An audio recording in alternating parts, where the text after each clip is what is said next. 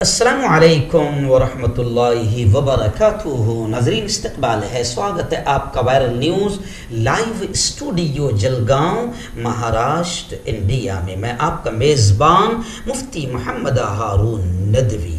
आइए prime news में आज थोड़ी सी बात कर लेते हैं जहांगीरपुरी में हुए तशद्दुद, दंगे, फसाद और आतंक को लेकर। जी हाँ, आज से 3 दिन पहले जहांगीरपुरी में जो आतंक का नंगा नाच भगवा आतंकियों के जरिए से खेला गया वो अब ढका छुपा नहीं है और पूरे मुल्क में एक ही पैटर्न इस्तेमाल किया जा रहा है। खरगोन में भी वही नज़र आया, खंबात में भी वही नज़र आया, हिम्मतनगर में भी वही नज़र आया और वही स्टाइल दिल्ली के जहांगीरपुरी में भी नज़र आया कि मज़हब के नाम पर जुलूस निकालो और जुलूस निकालने के बाद मस्जिदों के पास जाओ या मुसलमानों के मोहल्ले में जाओ और बिल्कुल गलत किस्म के आतंकी नारे लगाओ, भड़काओ और फिर उसके बाद में जाहिर बात है कि इंसान तो इंसान ने कहीं ना कहीं फिर जब आप उसे उकसाओगे, गालियां दोगे, उसके मजहब को गालियां दोगे तो फिर कहीं ना कहीं माहौल तो खराब होगा। फिर माहौल खराब हुआ तो उसके बाद फिर उनकी मस्जिदों, उसकी दुकानों पर हथियारों से लेस निकलो, तलवारें हाथ में लेकर निकलो, पूरे हथियारों के साथ जुलूस में निकलो।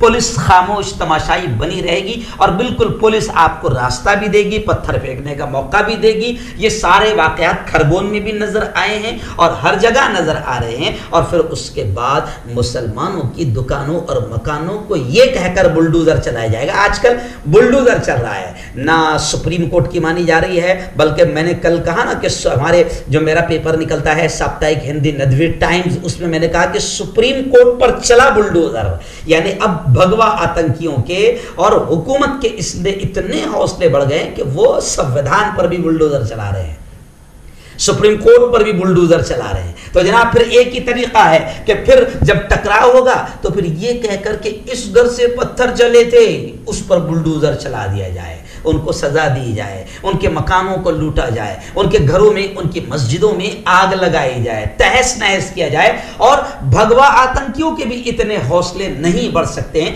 लेकिन चारों तरफ एक ही चीज नजर आ रही है कि बाकायदा वर्दी वाले पूरी तरीके से भगवा आतंकियों को सपोर्ट करते हुए नजर आ रहे हैं और रास्ते देते हुए नजर आ रहे हैं। और वीडियोस वायरल हो रही है, बताने की जरूरत नहीं, वीडियोस खुद बता रही है कि पुलिस वाले मस्त आराम से तमाशाई बनकर सर्कस देख रहे हैं और लुटता नजारा और बिल्कुल जलती आग वो अपनी आंखों से देख रहे हैं। मगर पुलिस वाले अपनी ताकत, अपने बल, अपने लाठी, अपना आंसू गैस, अपनी गोलियों का इस्तेमाल भगवा आतंकियों के लिए नहीं कर रहे हैं। और फिर उसके बाद जब दूसरा दिन होता है तो हुकूमत फिर कर्फ्यू लगाती है और फिर कर्फ्यू जब लग जाता है तो फिर बुलडोजर चलता है। यही तरीका हर जगह नजर आ रहा है। खैर, जहांगीरपुरी में एक हिंदू बहन की वीडियो वायरल हो रही है जिसने बड़ी डेयरिंग के साथ, बड़ी हिम्मत के साथ, आपने देखा होगा वीडियो कि वो ग्रीन साड़ी में मलबूस है और दी वायर ने भी उसको दिखाया है कि वो डायरेक्ट कह रही है कि मैं बरसों से जहांगीरपुरी में अकेली रहती हूं, मुझे कभी मुसलमान भाइयों से तकलीफ नहीं हुई। और उसने खुलकर ये कहा और कई हिंदुओं ने खुलकर ये कहा कि बजरंग दल के लोग भगवा आतंकी हाथों में हथियार और तलवारें लेकर आए थे और नारे लगा रहे थे, गालियां बक रहे थे। तो वो खुद हिंदू बहन कह रही कि जब ये नारे लगाएंगे, गालियां बकेंगे तो फिर कुछ तो गुस्सा आएगा ना लोगों को, फिर माहौल तो खराब होगा ना। तो इन आतंकियों को रोकने की जिम्मेदारी किसकी है? हुकूमत की, पुलिस की। लेकिन पुलिस खुद खामोश हाथ बंद कर तमाशाई नजर आ रही है तो फिर भगवा आतंकी तो आतंक का नाच करेंगे। तो ये जहांगीरपुर में भी हुआ। लेकिन खैर, जहांगीरपुरी में एक जो सबसे खतरनाक बात हुई कि सुप्रीम कोर्ट के आदेश के रोक लगाने के, पाबंदी के बावजूद भी 2 घंटे तक बुलडोजर चलाया गया।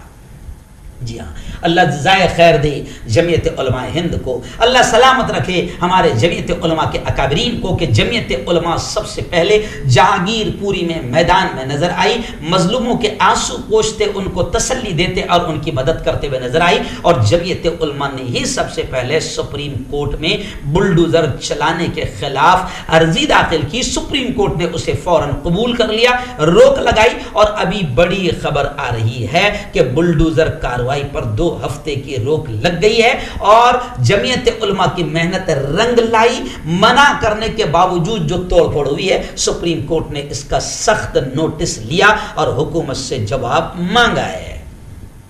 जमीयत उलमा ने सीनियर वकील, बुजुर्ग वकील कपिल सिब्बल को खड़ा किया। कपिल सिब्बल ने भी बिल्कुल 2 टोक अंदाज में कोर्ट में यह कहा कि सिर्फ मुसलमानों को निशाना बनाया गया है। जी हां, हजरत मौलाना अरशद मदनी के खिदमात को सलाम, हजरत मौलाना महमूद मदनी के खिदमात को सलाम। मैंने मेरे पेपर नदवी टाइम्स में दोनों की तस्वीर लेकर बाकायदा एक कॉलम मैंने अपने पेपर में शाये किया है कि पूरी कौम को, जमीयत उलमा को, इन लोगों को सैल्यूट करना चाहिए जब रिश्तेदार भी साथ नहीं देते हैं। जी हां, तो ऐसे वक्त में जमीयत उलमा मैदान में उतर जाती है और मजलूमों की मदद करती है, जालिमों के खिलाफ आवाज उठाती है, कोर्ट का दरवाजा खटखटाती है, बेकसूरों को रिहा करवाती है, जालिमों को सजा दिलवाती है। जमीयत उलमा को, पूरी कौम को सैल्यूट करना चाहिए। बल्कि रमजान में ज़कात, सदका, खैरात जो कौम निकाल रही ना, तो उसमें ज़्यादा से ज़्यादा जमीयत उलमा के फंड में मदद करनी चाहिए, देनी चाहिए। आपने देखा होगा कि मैं हर जगह ये ऐलान भी कर रहा हूं। तो खैर, मौलाना महमूद मदनी ने भी कहा कि हमें अदालत से इंसाफ की उम्मीद है। खैर, मैं बड़ी खुशी के साथ ये कह रहा हूं कि अदालत में हिंदू वकीलों ने खुलकर ये कहा है कि दिल्ली में और भी तो कॉलोनियां थी जो गैर कानूनी हैं। दिल्ली में और भी तो कॉलोनियां हैं जो गैर कानूनी हैं, लेकिन आपकी जहांगीरपुरी पर ही नजर इसलिए पड़ रही है क्योंकि जहांगीरपुरी में आपको एक खास समाज को निशाना बनाना है। जी हां, और इस पूरी हरकत में, जैसे कि असदुद्दीन ओवैसी और तमाम लोगों ने कहा, कि अरविंद केजरीवाल का दामन भी दागदार है क्योंकि वजीर आला दिल्ली केजरीवाल है। जहां बीजेपी पूरी तरह जालिम है, उसी तरीके से बाकायदा जुल्म और जालिमों के साथ में केजरीवाल भी पूरी तरीके से खड़े हुए नजर आ रहे हैं। क्योंकि अगर केजरीवाल चाहते तो जाहिर बात है कि इतना आतंक वहां पर ना भगवा आतंकी मचा सकते थे, ना ही हुकूमत मचा सकती थी। और इससे पहले कि दिल्ली के फसाद ने भी केजरीवाल के चेहरे को जो है वो सामने लाया है। पहचानो इस चेहरे को भी। अब अपोजिशन पार्टियां भी कह रही कि इस चेहरे को भी पहचानो, केजरीवाल को। जी हाँ, लोग किसी और को बी टीम कहते हैं तो ये ए भी है, बी भी है, सी भी है, ये भी वही है। तो खैर, अब वकीलों ने खुलकर ये कहा है कि दिल्ली में और भी कॉलोनियां हैं, लेकिन जहांगीरपुरी में आपको एक खास समाज को, खास कमेटी को आप निशाना बनाना चाहते हैं। वहां के लोगों ने चीख चीख कर कहा कि हमारे मकाना 30 साल से ज्यादा पुराने हैं, हमारी दुकानें 30 साल से ज्यादा पुरानी हैं, हम जमहूरियत में रहते हैं। हम भला इजाजत कैसे दी जा सकती है, मगर क्या करें, अब की बुलडोजर चल रहा है। अभी हुकूमत ने नया स्टाइल सीख लिया। एक तो यूपी में बुलडोजर बाबा, मध्य प्रदेश में बुलडोजर मामा और इधर बुलडोजर दादा, जो भी होंगे। कोई कोर्ट का अपमान किया जा रहा है, कोई नोटिस नहीं, किसी किस्म की इत्तला नहीं, बस आओ और तहस नहस कर दो। क्या तो वादा किया था इन्होंने, भाइयों बहनों, 2022 में इतने करोड़ लोगों को घर दिए जाएंगे। करोड़ों घर तो दिए नहीं, लाखों घरों को उजाड़ दिया है। जी हाँ, बसे बसाए घरानों को उजाड़ दिया है। कल वहां पर इमरान प्रतापगढ़ी ने भी वहां का दौरा किया है, तो उन्होंने वहां पर एक शेर कहा है जो बशीर बदर का है, और मैं अक्सर ये शेर कहता रहता हूं, इन जालिमों से, कातिलों से जो घरों को उजाड़ते हैं। तो बशीर बदर ने बरसों पहले एक शेर कहा था कि लोग टूट जाते हैं एक घर बनाने में, और तुम तरस नहीं खाते बस्तियां जलाने में।